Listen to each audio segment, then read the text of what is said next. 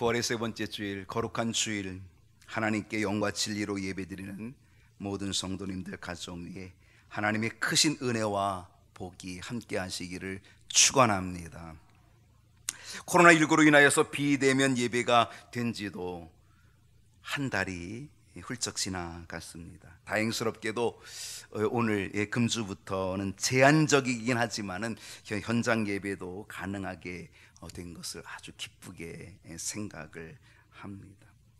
어제 어떤 권사님이 잠깐 교회에 오셨었어요. 그래서 제가 그 권사님에게 권사님 내일은 예배 오셔도 돼요 그랬더니 아이고 그래요 그러면서 그냥 저한테 90도 가까이 인사를 하면서 목사님 고맙습니다 고맙습니다 그러더라고요. 아니 내가 허락해 준 것도 아닌데.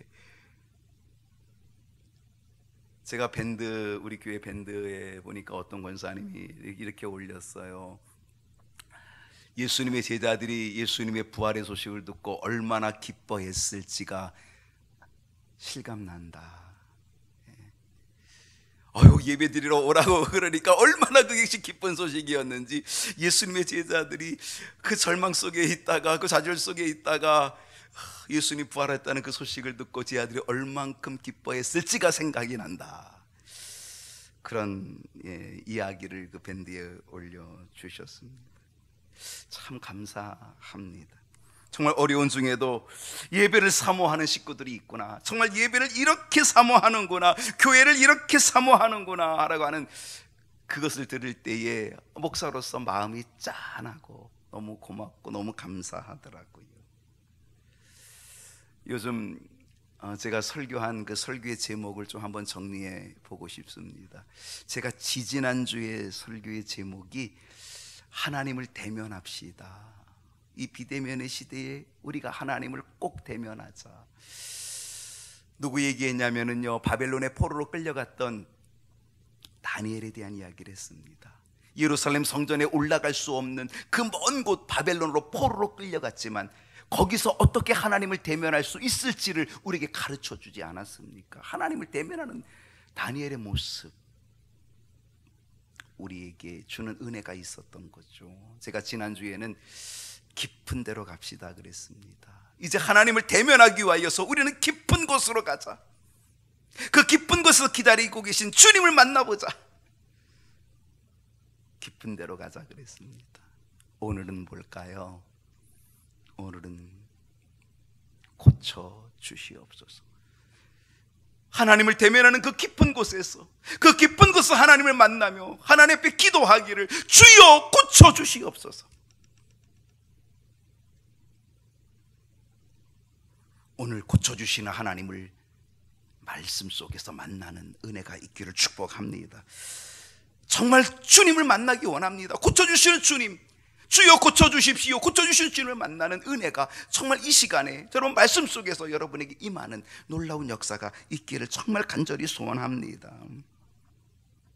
오래전에요, 제가 개척을 한 30년 전에 했거든요. 30년 전에 이제 개척을 제가 시작을 했는데, 그 개척할 초기 당시에, 개척 당시에 저희 지방에 아주 대선배 목사님이 계셨습니다.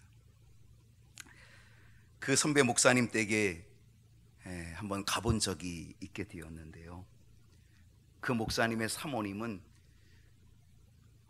그 당시 제가 있던 그 지방에서는 아주 멋쟁이 사모님이셨습니다. 멋쟁이, 최고로 멋있는 사모님, 깔끔한 외모, 아주 예쁜 화장, 센스 있는 옷, 그리고 핸드백, 번쩍이는 구두, 거기다가 은은히 펴져 나오는 매력적인 향수, 어디 하나 흠잡을 데가 없는 정말 깔끔하고 그리고 이쁘고 매력적이고 그런 사모님이셨습니다. 어느 날 이제 그 집을 방문하게 되었는데, 저하고 제 아내가 그 집에 탁 들어가서 잠시 혼란스러웠고 당황스러웠습니다.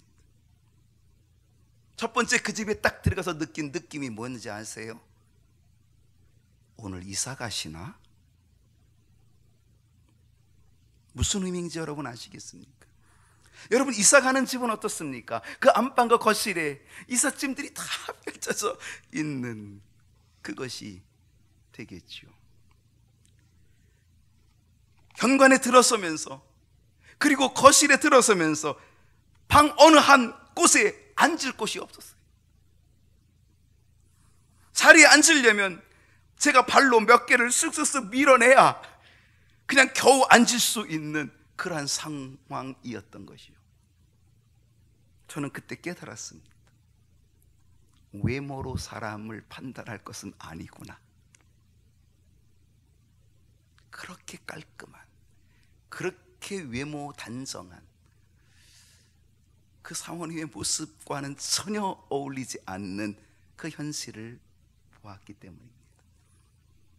조금 다른 말로 하면, 조금 나쁜 말로 하면, 아, 겉과 속이 다르구나.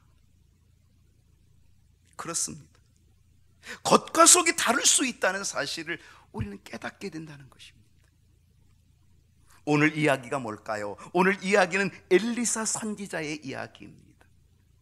엘리사 선지자는 누굽니까? 이 엘리야 선지자는, 엘리야 선지자는 여러분 더 많이 알고 계시죠? 이 엘리야 선지자의 제자, 엘리야 선지자의 뒤를 이은 후계자, 그게 엘리사 선지자거든요. 이 엘리사 선지자는 갈멜산에 결투가 있었죠. 바알과 아세라 선지자 850명과 싸워서 불을 주시옵소서, 그리고 불의 응답을 받았던 그 선지자, 바로 엘리야 선지자죠. 불의 능력의 선지자. 바로 그 후계자가 누굽니까? 그게 엘리사 선지자였습니다. 뒤를 이어서 하나님의 일을 크게 감당했습니다. 엘리야 선지자를 하나님이 어떻게 데려가셨나요?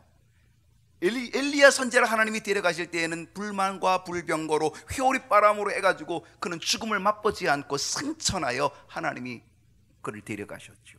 근데 그 엘리야 선지자, 자기 선생님이 그 승천하에 가기 전에 이 엘리사가 그 선생님을 붙잡고 간절히 요청했던 것이 있어요. 그것이 뭐냐면, 당신의 성령의 능력의 갑절을 내게 주십시오. 내가 당신의 성령의 능력의 갑절을 얻기를 원합니다. 그렇게 간절히 원했거든요. 그리고 정말 그 소원대로 이 엘리사 선지자는 자기 선생님 엘리야 선지자가 가졌던 그 성령의 능력의 갑절의 영감을 그가 얻게 되었던 거죠. 그리고 나서 정말 그는 큰 일들을, 그리고 수많은 기적들을, 수많은 역사들을 이루어가게 된 것을 성경을 통하여 우리는 보게 됩니다. 그런데 그가 성령의 능력의 갑절을 그 선생님으로부터 입고 나서 그가 첫 번째로 행하였던 기적이 있어요. 그 기적이 뭐냐? 바로 오늘 열왕기하 2장에 나오는 오늘의 이야기입니다. 어떤 이야기일까요? 19절을 보십시오. 자, 19절을 보게 되면 그 성 사람들이 엘리사에게 말하되, 그 성 사람들, 이 성 사람들은 누구냐면 여리고 성 사람들이거든요. 이 여리고 성 사람들이 엘리사에게 말합니다. 우리 주인께서 보시는 바와 같이, 당신께서 보시는 바와 같이 이 여리고 성읍의 위치는 좋으나, 뭐가 좋아요? 위치가 좋아요. 위치는 좋으나 뭐가 나빠요? 물이 나쁨으로 그 결과는 토산이 익지 못하고 떨어져 버린다는 것입니다. 여리고 성은 위치가 좋다는 것입니다. 여기서 위치는 뭘까요? 이 위치라고 하는 것은 겉은 좋아요. 근데 물이 나빠요. 이 물은 뭘까요? 이건 속이 안 좋은 거죠. 겉과 속이 다르다는 거죠. 여리고성은 정말 좋았습니다. 뭐가 좋았어요? 위치가 좋았습니다. 성읍의 위치, 성읍의 자리는 너무 좋았습니다. 그 자리가 좋았던 것을 우리가 어떻게 알 수 있냐면요, 이스라엘 백성들이 광야 40년의 생활을 마치고 요단강을 건너가서 하나님이 약속하신 약속의 땅 가나안을 들어갈 때에, 그 요단강을 건너서 가나안 땅에 쩍 들어가자마자 제일 먼저 만난 성이 뭐예요? 여리고성이었던 거죠. 바로 그 여리고성, 요단강을 건너자마자 딱 나타나는 성, 위치가 아주 좋은 성읍이었다고 하는 사실을 우리는 보게 되는 거죠. 여러분, 우리나라 사람들은요, 위치 좋아합니다. 자리 엄청 따지죠. 풍수지리 아시나요? 요즘은 거의 장례식을 하면 다 화장을 합니다. 저도 이제 매장을 진행해 본 적이 이제는 뭐 가물가물할 정도로 되었습니다. 제가 초창기 목회할 때는요, 화장보다 매장이 많았습니다. 그 매장이 사실은 매장하는 그 장례가 좀 복잡하고 다 힘들어요. 요즘은 더 간소해진 거죠. 우리 김성진 집사님 어머님 강화 모실 때는 이제 매장을 했거든요. 그 매장을 하니까 이게 장례식을 하는 것 같은 그런 느낌을 받았어요. 근데 제가 예전에 그 매장을 많이 할 때에 그때 꼭 누가 따라오냐면요, 직관이 따라와요. 직관이 뭐 하는 사람이냐면 자리 보는 거예요. 자리, 위치를 보는 거예요. 자리를 잘못 봤다가 여기 잘못 봤다 막 이러면 다시 파야 돼요. 그리고 관을 거기다 모시는데도요, 요게 뭐 삐뚤어졌다고 각도를 재요. 각도를 재고 뭐 삐뚤어졌다고 어떻게 했다고 그거 가지고 한참을 따져요. 그래서 오랫동안 기다렸다가 결국 하간 예배를 드리게 되는 그런 경우가 있었던 것을 보게 돼요. 한국 사람들은요, 이 풍수지리 그리고 자리, 위치 엄청 잘 따집니다. 장사도요, 뭐가 좋아야 된다 그래요? 몫이 좋아야 된대요. 장사도요, 몫이 좋아야 돼요. 그 몫이 뭐예요? 그 위치예요. 그게 자리라고 하는 사실이죠. 그 자리와 위치에 따라서 뭐가 성패가 갈린다, 그런 얘기입니다. 근데 여리고 성읍은요, 정말 위치가 너무 좋았다는 거예요. 위치가 기가 막히게 좋은 겁니다. 근데 문제는 뭐예요? 위치는 좋았는데 물이 나빴다는 거예요. 그리고 그 물이 나쁨으로 인하여 토산이 익지 못하고 떨어져 버렸다는 겁니다. 이것이 문제였던 거죠. 여러분, 여러분의 지금 위치는 어떻습니까? 다른 말로, 여러분의 지금 겉모습은 어떻습니까? 지금 나의 위치, 지금 나의 겉모습, 그게 뭘까요? 그 겉모습은 신앙의 경력일 수 있습니다. 수십 년의 신앙생활, 그 신앙의 경력, 화려한 신앙생활의 경력, 때로 우리는요, 모태신앙을 내세우기도 합니다. 나는 모태신앙이야, 까불지 마 이러면서 모태신앙을 내세우기도 합니다. 때로는 그 모태신앙이 우리의 겉모습이 될 수도 있습니다. 사실요, 모태신앙은 장점이죠. 그것은 그 사람의 겉모습, 위치가 아주 좋은 거죠. 그렇다고 한다면요, 우리가 그 모태신앙을 가지고 정말 멋지게 신앙생활 잘하고 있습니까?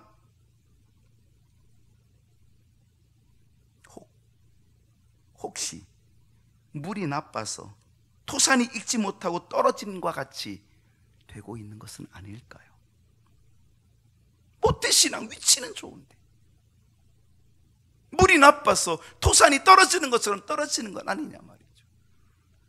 지금의 나의 겉모습, 나의 위치는 직분일 수도 있습니다. 여러분, 교회의 직분은요, 신앙생활의 장점이 될 수 있습니다. 집사님이 되면 좀 더 열심을 내기도 하고요, 권사님이면 더 열심히 내기도 하고요, 장로님이 되면 더 열심을 내기도 하고요, 신앙생활의 장점이 될 수도 있습니다. 그런데 정말 우리가 교회의 직분에 맞게 자기를 쳐서 복종시키면서, 자기를 쳐서 복종시키고 헌신하면서 정말 그것을 좋은 장점으로 이끌어가고 있습니까? 겉모습만 앞세우는 건 아닙니까? 나는 나의 직분만큼 신앙생활의 모범을 가지고 있습니까? 열매를 맺고 있느냐라고 하는 사실이죠. 혹시 물이 나빠서 토산이 익지 못하고 떨어져 버리는 그런 상황은 아닌가요? 위치는 좋은데, 겉모습은 좋은데, 지금의 나의 겉모습, 나의 위치는 봉사일 수도 있습니다. 교회 봉사 잘하시는 분들 계시죠? 정말 귀한 분들입니다. 없어서는 안 될 아주 소중한 분들입니다. 또 그렇게 봉사하는 분들은요, 열정도 대단합니다. 그런데 교회 봉사가 신앙생활의 전부로만 생각한다면 그것은 위험할 수 있습니다. 예수님께서 마리아와 마르다의 이야기를 통하여서 우리에게 주시는 깨달음이 있죠. 마르다는 늘 분주했습니다. 마르다는 접대하는 일에는 1등이었습니다. 헌신도로 따지면 최고였습니다. 그런데 문제는 뭐예요? 그에게는 영적인 실속이 없었다는 것이죠.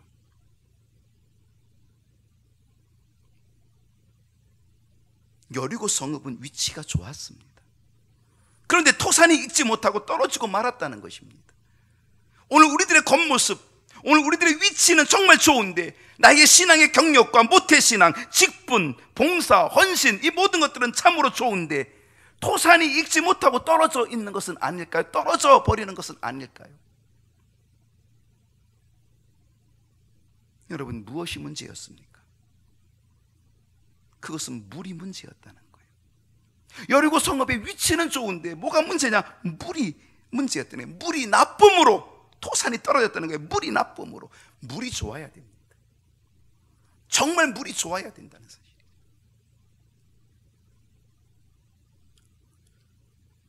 제가 어렸을 때부터 생선을 많이 먹어서 지금도 생선을 좋아합니다.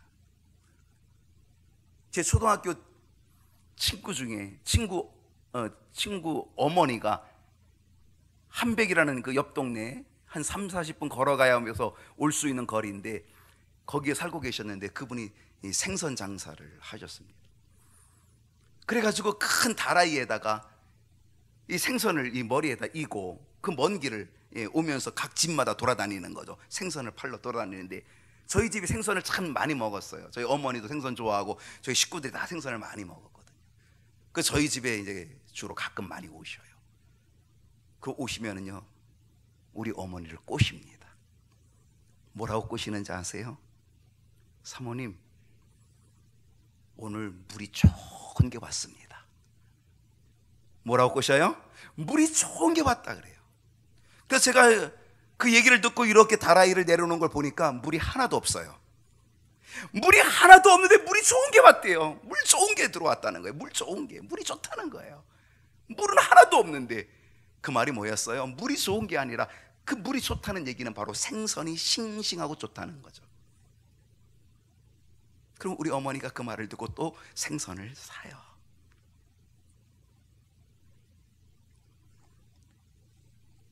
사람들을 평가할 때도요, 물을 따져요. 그 친구 물이 안 좋아. 그 사람 물이 안 좋아.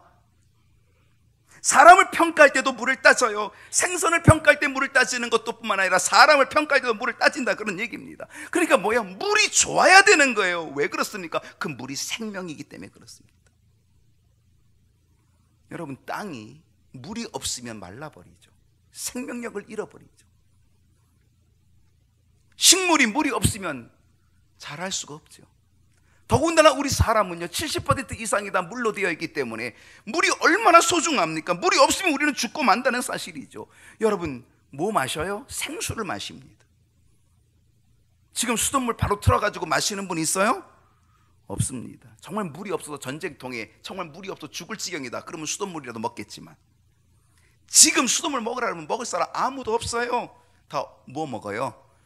정수기 물을 먹어요. 아니면 어디 가요? 가게 가서 삼다수 물을 사서 먹어요. 생수 마신다는 거죠. 왜? 그만큼 물이 소중하다는 거예요. 물이 그만큼 귀중하다는 거죠. 여러분, 동네에 흐르는 물이 있어요. 아, 그 동네는 질이 안 좋아, 물이 안 좋아. 그 동네는 전통이 안 좋아, 분위기가 안 좋아, 물이 안 좋아 라고 하는 거죠. 여러분, 가정에 흐르는 물이 있어요. 그 가계도라 그러죠. 가게에 흐르는 물이 있어요. 분위기가 있다는 거죠. 사람에게 흐르는, 개인적으로 흐르는 물이 있다는 거죠.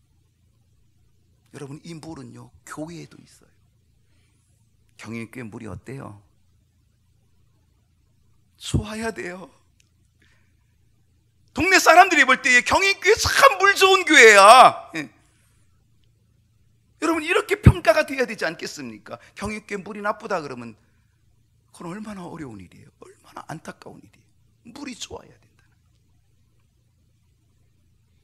위치보다도, 외모보다도, 겉모습보다도, 신앙의 경력보다도 그 속에 흐르는 물이 좋아야 된다는 거예요. 여리고 성읍은 위치는 좋았는데 물이 나쁨으로 인하여서 토산이 떨어져 버리고 말았다는 거죠. 바로 이것이 우리들의 문제일 수 있는 거죠. 여러분, 어떻게 됩니까? 이거 치유해야 돼요. 이거 고쳐야 되지 않겠습니까? 주여 고쳐주시옵소서. 고쳐야 된다는 사실.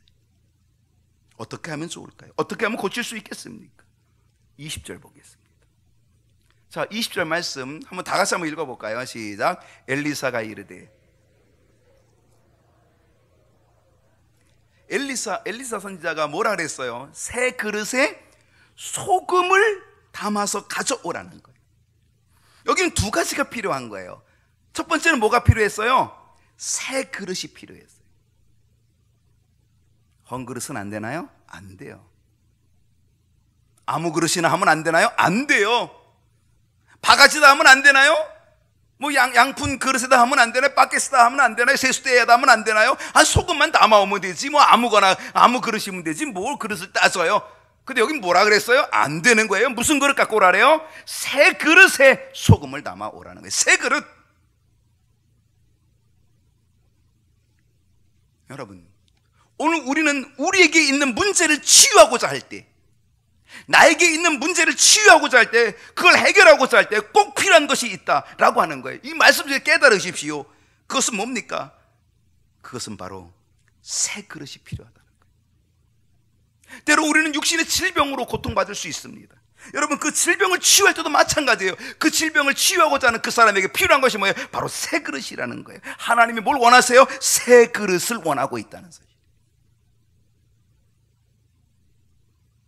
쓰던 그릇 안 되는 거예요. 옛날 그릇 안 되는 거예요. 있던 그릇 안 되는 거예요. 무슨 그릇? 새 그릇. 새 그릇이 아니면 안 된다는 거죠. 새 그릇이 될 때에 치유의 역사, 고쳐지는 역사가 나타나게 된다는 거예요. 그러니까 하나님이 원하시면 새 것. 하나님은 일도요, 새 일을 원하셔요. 보라, 내가 새 일을 행하리라. 새 일. 하나님이 원하는 노래도 무슨 노래예요? 하나님은 새 노래를 원하세요. 여러분, 하나님이 새 노래를 원하시면요, 그러면 새로운 노래를 자꾸 만들어내야 되나요? 그 노래가 요즘 많이 그래서 만들어지는 걸까요? 새 노래, 그래서 새 것을 불러야 될까요? 새로운 것, 신곡을 불러야 돼. 그게 새 노래입니까? 아니잖아요. 우리는 평생을 매번 똑같이 부르는 노래이지만요, 하나님 앞에 드리는 그 찬송이, 그 노래가 새 노래가 돼야 된다는 거죠. 여러분, 그 노래가 새 노래가 되기 위해서는 어떻게 돼야 됩니까? 그것이 바로 하나님을 향한 내 마음의 새로움이죠. 하나님을 향한 내 마음의 결단의 새로움이죠. 여러분, 예전과 같은 마음과 예전과 같은 모습을 가지고는 치유가 안 일어난다는 거예요. 하나님 앞에 보여줘야 될 것 있어야 되는 거죠. 하나님 앞에 새롭게 보여줘야 될 것, 하나님 앞에 새롭게 결단되어지는 모습, 하나님 앞에 새롭게 회개하는 모습, 그것이 보여지게 될 때 그게 바로 새 것이 되는 거거든요. 적당히 하면 치유가 없어요. 해왔던 대로 하면 안 돼요. 그럭저럭 하면 치료가 되지 않는다는 거죠. 치유가 일어나기 위해서는 반드시 새 것이 있어야 돼요. 그것은 뭐예요? 변화된 내 모습이 있어야 된다는 거죠. 하나님 앞에 변화된 모습, 그게 바로 새 거죠.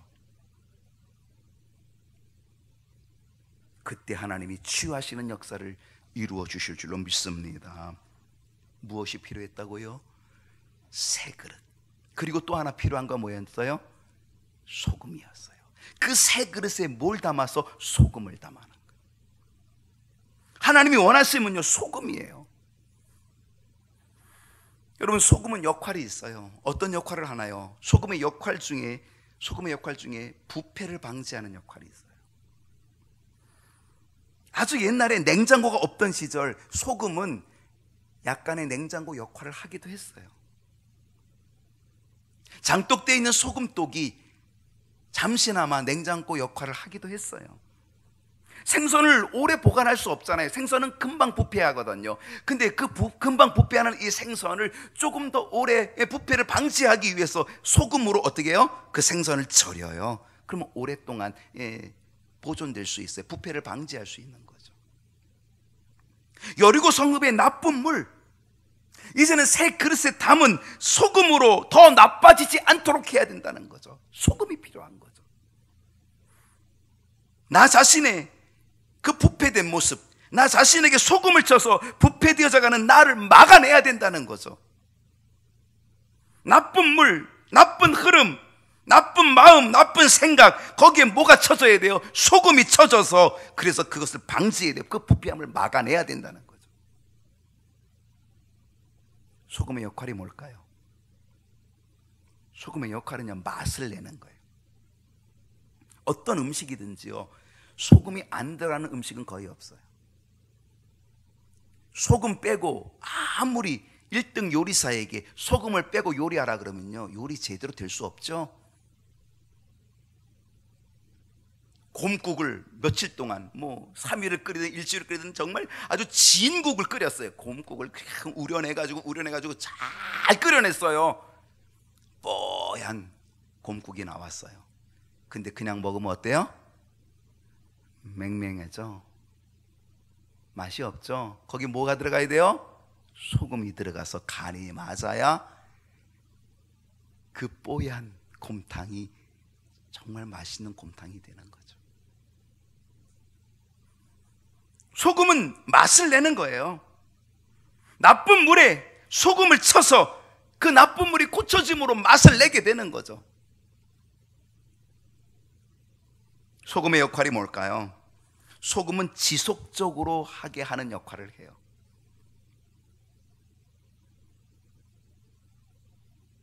옛날에 구멍가게 가면요, 아이스 깨끼 통이 있었어요. 하드통이 있었어요. 그 하드통에 하드를 다 이렇게 집어넣죠. 사람들은 보통 이럴 때 머리를 극적이죠.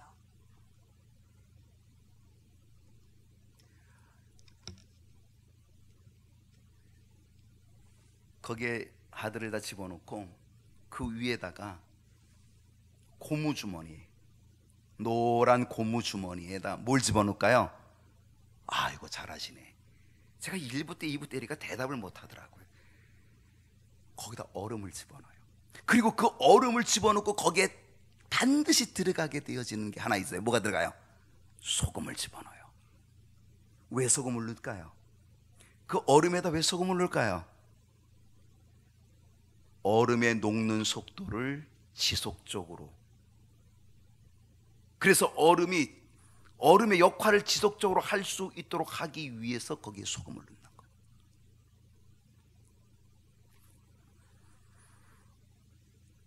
결국 소금은요, 우리의 부패를 막아내요.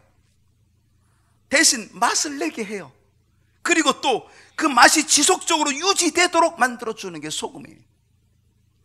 오늘 나에게 필요한 게 뭘까요? 바로 이 소금이 필요한 거예요. 새 그릇에 담겨진 이 소금이 내게 필요한 거예요. 바로 이 소금, 새 그릇에 담긴 이 소금, 그 소금이 쳐지고 그것이 던져지고 그것이 있게 될 때에 고쳐지는 역사가 나타나게 된다는 거예요. 엘리사 선지자가 이 새 그릇에 담긴 이 소금을 어떻게 했는지 아십니까? 21절을 보십시다. 자, 그 소금을 가지고 어떻게 했을까요? 새 그릇에 담겨진 소금으로 어떻게 했나요? 엘리사가 어디로 갔어요? 어디로 갔어요? 물 근원으로 나갔어요. 정말 이건 기가 막힌 거예요. 아무데나 던지는 게 아니에요. 아무데나 뿌리는 게 아니에요. 엘리사 선지자가 이 새 그릇에 담긴 이 소금을 가지고 어디로 갔다고요? 물 근원으로 갔다는 거예요. 오늘 나의 문제의 근원이 어디인지를 발견해야 돼요. 오늘 나의 문제의 근원이 어디인지를 찾아내야 돼요. 여러분, 내가 육신의 질병을 치유하려면요, 그 질병이 어디서 왔는지, 그것이 원인이 뭔지를 알아야지. 원인도 모르면 어떻게 치료해요? 아무데나 막 그냥 해부하면 돼요? 아무 약이나 막 먹으면 돼요? 큰일 나는 거죠. 근원을 알아야 돼요. 이 질병의 근원, 이 원인, 이것이 어디서부터 온 건지를 알아야 된다는 거죠.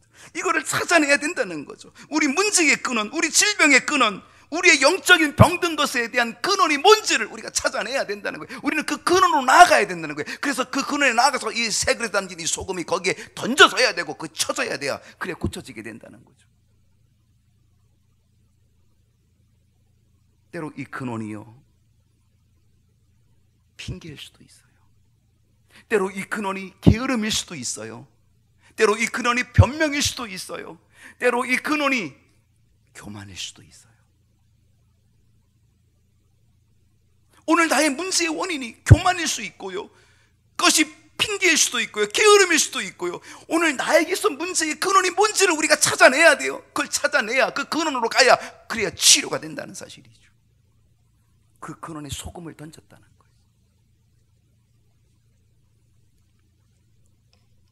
엘리사 선지자는요, 새 그릇에 담긴 이 소금을 물 근원에 던지면서 무엇을 선포했는지 아십니까? 자, 21절 한번 더 보십시다. 21절을 한번 다시 보면은요, 엘리사가 물 근원으로 나가서 소금을 그 가운데 던지며 그러면서 선포합니다. 뭐라고 선포합니까? 여호와의 말씀이 내가 이 물을 고쳤으니, 여호와의 말씀이 내가 이 물을 고쳤으니. 여러분, 이거 선포해야 됩니다. 오늘 우리가 선포해야 돼요. 여호와의 말씀으로 선포하고 그 말씀을 믿음으로 선포하고 하나님의 말씀으로 나의 문제의 근원을 향하여 선포해야 된다는 사실이죠. 나의 질병의 근원에게 선포해야 된다는 사실이죠. 뭐라고? 여호와의 말씀이 내가 이 물을 고쳤으니 이제부터는 다시 죽음이나 열매 맺지 못함이 없을지니라. 죽음이나 열매 맺지 못하는 게 없을지니라. 오늘 이 믿음을 가지고 선포하는, 여호와의 말씀을 의지하고 선포하는 저와 여러분이 될 수 있기를 원합니다. 주여 나를 고쳐 주시옵소서. 주여 나를 고쳐 주시옵소서.